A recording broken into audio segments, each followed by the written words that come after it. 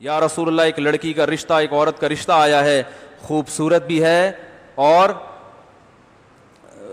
ذات منصب و مال، دولت مند بھی ہے اور عہدے والی بھی ہے، منصب والی بھی ہے. آپ بتاؤ کسی لڑکی میں یہی چیزیں دیکھی جاتی ہیں. اگر خاندان اچھا ہے، ذات نسب بھی ہے، 4 چیزیں تھیں اس میں، خاندان اچھا، خوبصورت، منصب کوئی عہدہ بھی ہوگا اور پیسہ بھی. آپ کو اگر کوئی ایسا رشتہ ملے لڑکی میں 4 کوالٹی ہوں، چھوڑو گے آپ؟ دنیا چھوڑ دو گے؟ رشتہ کیا ہو گیا بھائی؟ رشتہ چھوڑو گے؟ نہیں چھوڑو گے. صحابی نبی کے پاس آئے، عرض کیا یا رسول اللہ ایسا رشتہ آیا لاکنہا لا تلد، ایک عیب ہے کہ اس کے ولادت نہیں ہو سکتی، بانجھ ہے. حدیث میں آتا ہے فنہاہ، نبی نے ان صحابی کو منع کر دیا، نہیں کرو شادی. کچھ وقت کے بعد وہ دوبارہ آئے، پھر اجازت مانگی کہ پہلی دفعہ میں نہیں ملی تو دوبارہ اجازت مانگوں گا، شاید اجازت مل جائے. دوبارہ آئے، عرض کیا یا رسول اللہ، پھر یہ نہیں کہا یا رسول اللہ وہی والی عورت سے دوبارہ نکاح کی اجازت لینے آیا ہوں، نہ، بلکہ وہ 4 صفات دوبارہ ریپیٹ کی ہیں تاکہ کچھ تو اثر ہو جائے آپ صلی اللہ علیہ وسلم پہ، کچھ میرے جذبات سے اور اس عورت کی خصوصیات سے متاثر ہو جائیں. یا رسول اللہ انی اصبت امرأۃ ذات حسن و منصب و مال، منصب بھی ہے، مال بھی ہے، حسن بھی ہے، وذات نسب بھی ہے، لیکنہا لا تلد، ایک عیب ہے، اولاد نہیں ہوگی. افاتزوجھا، نکاح کر لوں؟ فنہاہ، نبی نے دوبارہ منع کر دیا، نہ. دوبارہ چلے گئے، تیسری دفعہ دوبارہ آئے، پھر یہی پوری کوالٹیز ریپیٹ کی ہیں. غامدی صاحب کاش آپ یہ بیان سن لیں. یا رسول اللہ، اور یہ وہ دور ہے جب صحابہ کے پاس کھانے کو روٹی، بولو بھائی، نہیں. نبی یہ پوچھ لیتے کہ تمہارے پاس اگر پیسے نہیں ہیں، غریب ہو تو کر لو، تمہارے پاس تو ویسے ہی بچوں کو کھلانے کے لیے نہیں ہے، اور یہ آلو پیاز ٹماٹر کی طرح بچے تھوڑی پیدا کرتے چلے جائیں گے. پہلے اپنی جیب دیکھو، پاکٹ منی دیکھو، ہیں جیب میں کچھ ہے نہیں اور کہہ رہے ہو بانجھ عورت ہے تو کیا شادی کا؟ تمہیں تو بھائی خوش ہونا چاہیے، تمہارے پاس تو ویسے ہی کچھ نہیں ہے.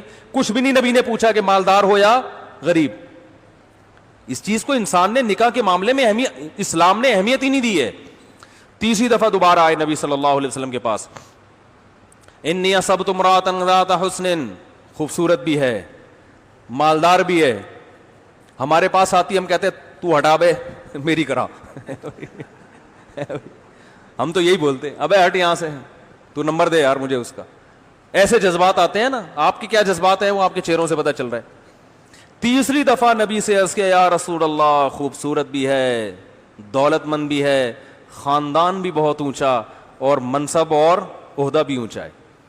آپ نے تیسری دفعہ بجائے اس کے کہ ان کے جذبات سے آپ متاثر ہو کے کہتے چلو اتنا ہی دیر، کوئی حرام تھوڑی ہے، لیکن نبی ایک سبق دلانا چاہ رہے ہیں، کوئی حرام تھوڑی ہے بانجھ عورت سے نکاح کرنا. تو آپ یہ کہہ دیتے بھائی کوئی میں نے کب کہا کہ ناجائز ہے، اگر اتنا ہی شوق ہے تو کر لو. نہ. نبی نے فرمایا، تیسری دفعہ منع کرنے کے بجائے ایک اور جملے کا اضافہ کر دیا، فنہاہ وقال تزوج الودود الولود، فرمایا ایسی عورت سے نکاح کرو جو بے پناہ محبت کرتی ہو، الولود، اور بہت کثرت سے بچے جنتی ہو. فإنی مکاثر بکم الامم، قیامت میں تمہاری کثرت پہ فخر کروں گا کہ میرے فالوورز دنیا میں اتنے زیادہ تھے. کیونکہ ایمان والا بچہ پیدا ہو جانا، ایک مسلمان تو آج دنیا میں جتنے مسلمان ہیں، آپ بتاؤ ہمارے ماں باپ اگر نسل روکتے تو آج اتنے مسلمان ہوتے؟ میں برما میں تھا، میں نے وہاں بیان کیا، پوری مسجد بھری ہوئی تھی. میں نے کہا مجھے ایک بات بتاؤ، آپ لوگ کتنے فیصد؟ رونے کا 20% ہیں ویسے زیادہ، لیکن گورنمنٹ کی کیلکولیشن کے مطابق 20%. میں نے کہا یہ 20% جو آپ برما میں مسلمان ہو اور آپ پہ ظلم ہو رہا ہے، تو مجھے یہ بتاؤ یہ 20% کیوں ہو؟ کیا کسی نے دعوت دے کر آپ کو مسلمان بنایا ہے؟ کہنے لگے نہیں، ان میں تو چند ایک ہی ہوں گے جو کنورٹڈ ہیں. میں نے کہا اس لیے ہو کہ آپ کے والدین نے نسل نہیں روکی، باپ دادا نے بھی نہیں روکی، والدین بھی. اگر آپ کے والدین اور باپ دادا 2 بچے پیدا کر کے جاتے تو آج آپ 10% ہوتے. تو برما میں مسلمان جتنا پٹ رہے ہیں اس سے دگنا پٹتے، کیونکہ ڈیفنس کی ابھی تو پھر بھی ایک بڑی آبادی ہے نا، ڈر ہوتا ہے کہ یہ امڑ کے نہ آ جائیں، اور زیادہ ظلم ہوتا. انڈیا میں مسلمان اگر اپنی نسل روکتے تو آج کہا جاتا ہے 20% ہے، وہاں بھی زیادہ، فرض کرو 20% ہیں تو اور کم ہوتے. ان کے ووٹ کی ویلیو بالکل ختم. اب کم از کم اتنا تو ہے کہ کوئی بھی سیاسی جماعت الیکشن لڑنے کے لیے کچھ نہ کچھ مسلمانوں کو بھی، کچھ طبقے کو تو ساتھ ملانے کی کوشش کرتی ہے. تو اگر یہ تعداد اور دگنی ہو گئی انڈیا میں تو مسلمانوں کی اگلی نسل میں ووٹ کی طاقت دگنی ہو جائے گی کہ نہیں ہو جائے گی؟ تو غامدی صاحب کو کہنا چاہیے تھا کہ انڈیا کے مسلمانوں، ہندو جو ہمیشہ جو متعصب ہندو جیتتے ہیں اس کی وجہ یہ ہے کہ ان کی تعداد، ان کا ووٹ بینک انڈیا میں زیادہ ہے. آپ بہت تیزی کے ساتھ نسل بڑھاؤ تاکہ اگلی نسل میں آپ کا ووٹ بینک، اس کی قوت بڑھ جائے. تو نبی تو یہ سب چیزیں جانتے تھے، اس لیے اپنی امت کو ترغیب دے رہے ہیں کہ انہوں نے میدانوں میں لڑنا بھی ہے. ان کی جب تک ان کی افرادی قوت اتنی بائیکاٹ اگر اتنی بڑی آبادی کرے گی تو اس بائیکاٹ کا اثر ہوتا ہے. تو بہت کچھ مسلمان اپنی آبادی سے کر رہا ہے. ٹیکنالوجی نہیں ہے، وہ ہماری حماقتوں سے ہے، اس کا تعلق آبادی سے نہیں ہے. وہ تو ہمارے اس سے آدھی بھی آبادی ہوتی تو اس سے بھی زیادہ گئے گزرے ہوتے. جو ہماری یونیورسٹیوں کا اور کالجز کا حال ہے نا، اس کا بچوں کی کثرت سے تعلق نہیں ہے. اس میں ایک بچے کو بھی داخل کراؤ گے نا، وہ بیچارہ گدھا ہی بن کے نکلے گا. وہ تو سسٹم ایسا ہے نا، گدھے بندے ہوئے ہیں. آپ دیکھ لو سندھ کے، میں نے خود واٹس ایپ پہ آگے شیئر کی ہیں، وہ اسکول دکھایا اس میں گدھے بندے ہوئے ہیں. جب ایجوکیشن کا یہ حال ہو تو پھر ایک بچہ ہو یا 1000 ہو، وہ گدھے کے گدھے ہی ہوں گے. تو خیر میں جلدی سے بات کمپلیٹ کروں.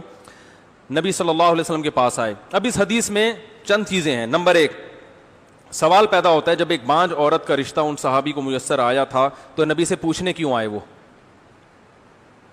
یقیناً ان کو معلوم تھا کہ اس کے ولادت نہیں ہوگی اور نبی صلی اللہ علیہ وسلم امت سے نسل بڑھانا چاہتے ہیں، تو اس لیے احتیاط اسی میں ہے کہ ایک دفعہ پہلے پرمیشن لے لو. اس سے پتہ چلتا ہے کہ اولاد بڑھانا یہ اتنی اسلام کا اہم حکم ہے کہ صحابہ میں یہ پہلے سے مشہور اور معروف چیز تھی، ورنہ پوچھنے کی ضرورت کیا تھی. نمبر 2، ایسا اتفاق ہوتا نہیں ہے کہ ایک عورت بانجھ ہو مگر باقی ساری کوالٹیز ہوں اس کے اندر. ایسا ہوتا ہے کیا؟ ساری صفات ایک عورت میں اکٹھی تھوڑی ہوتی ہیں، بس ایک عیب ہو کہ بانجھ ہو. تو یہ معلوم ہوتا ہے کہ یہ واقعہ دور نبوت میں اللہ کی طرف سے وجود میں لایا گیا ہے تاکہ پروفیسر غامدی جیسے لوگ، اللہ کو پتا تھا پیدا ہوتے رہیں گے، تو اللہ نے بتا دیا کہ اتنی ساری کوالٹیز کو نظر انداز کر دیا گیا ہے نسل کی خاطر. یعنی نسل بڑھانا اتنی اہم چیز ہے کہ عورت کی تمام صفات ایک طرف، سب سے اہم صفت کیا ہے کہ وہ نسل بھی دے گی کہ نہیں دے گی. یہ عورت کی تمام کوالٹی، اس کی ایجوکیشن، اس کا خاندان، اس کا حسن و جمال، یہ سب ایک طرف ترازو کے ایک پلڑے میں، اور ایک کوالٹی کیا ہے کہ وہ نسل بڑھائے گی، یہ دوسرے پلڑے میں. تو یہ دوسرا پلڑا شریعت کی نظر میں وزنی اور فطرت کی نظر میں بھی ہے. نکاح کا بنیادی مقصد کیا ہے؟ دنیا میں جہاں بھی نر اور مادہ کا ملاپ ہوتا ہے اس کا بیسک مقصد میڈیکل سائنس کہتی ہے نسل کو کیا ہے؟ بڑھانا ہے. تو انسانوں میں بھی یہی قانون ہے. تو جب وہ بیسک مقصد ہی حاصل نہیں ہو رہا تو ضمنی فائدے تو حاصل ہوں گے، بنیادی مقصد حاصل نہیں ہوگا. تو اس لیے نبی صلی اللہ علیہ وسلم نے بتا دیا بھائی اسلام تو دین فطرت ہے. تو نکاح کے جب بیسک مقصد ہی حاصل نہیں ہو رہا تو پھر کیوں کر رہے ہو؟ یہ ایک الگ مسئلہ ہے کہ وہ بیچاری کہاں جائے گی. تو بھائی بہت سے لوگ ہیں جن کو کہیں رشتہ نہیں مل رہا ہوتا، وہ کر لیں گے اس سے، لیکن جو آپ سے مشورہ لے گا اسے تو آپ وہی مشورہ دیں گے نا جو بہتر ہوگا. تو تیسرا پوائنٹ یہ کہ صحابہ کرام کو جب ایک دفعہ کسی چیز سے روکا جاتا تھا وہ رک جاتے تھے، دوبارہ نہیں آتے تھے. یہاں 3 دفعہ آ رہے ہیں تو یہ صحابہ کی عادت کے بھی خلاف.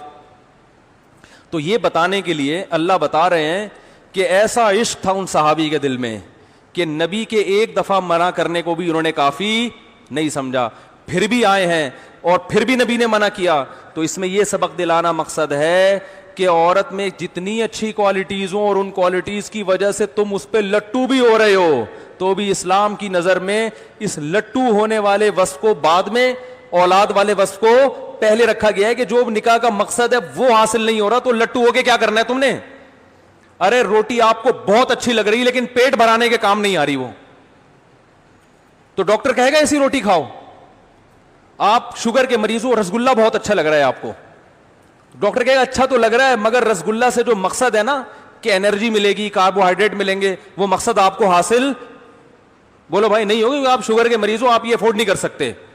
تو مقاصد پہ لذتوں کو قربان کیا جاتا ہے، لذتوں پہ مقاصد کو قربان نہیں کیا جا رہا. تو نکاح کا مقصد ہی نسل بڑھانا ہے اور نکاح کرنے بعد سب سے پہلا مشورہ یہ دیا جاتا ہے کہ نسل کیسے روکنی ہے. تو یہ پاگلوں والی حرکتیں ہیں. اللہ کا شکر ہے اللہ نے ہمیں قرآن و حدیث پر چلنے کی توفیق عطا فرمائی. اور چوتھے پوائنٹ یہ پتہ چلتا ہے کہ تیسری دفعہ میں جب بھی کوئی اجازت لینے کے لیے آتا ہے تو یا تو منع نہیں کیا جاتا یا منع کیا جاتا ہے تو نرم انداز سے. جیسے ہمارے پاس اگر کوئی آئے گا تو ہم تیسری دفعہ میں کہتے ہیں کہ یار اب اتنا بھی دل چاہ رہا ہے تو بہتر تو یہی ہے کہ نہیں کرو, لیکن اگر چلو کرنا ہے تو ٹھیک ہے. یہ ہوتا ہے نا. لیکن بجائے اس کے کہ نبی نے نرم کرنے کے انداز کو نرم, منع کرنے کے انداز کو نرم کیا, نہ بلکہ منع کرنے کے انداز کو پچھلی 2 مرتبہ سے زیادہ سخت کر دیا, اور سختی. فرمایا نہیں, بلکہ کیا ہے کہ میں یہ کہہ رہا ہوں کہ ایسی عورت, تم یہ کہہ رہے ہو بانجھ ہے, تو صرف بانجھ نہ ہونا بھی کافی نہیں ہے.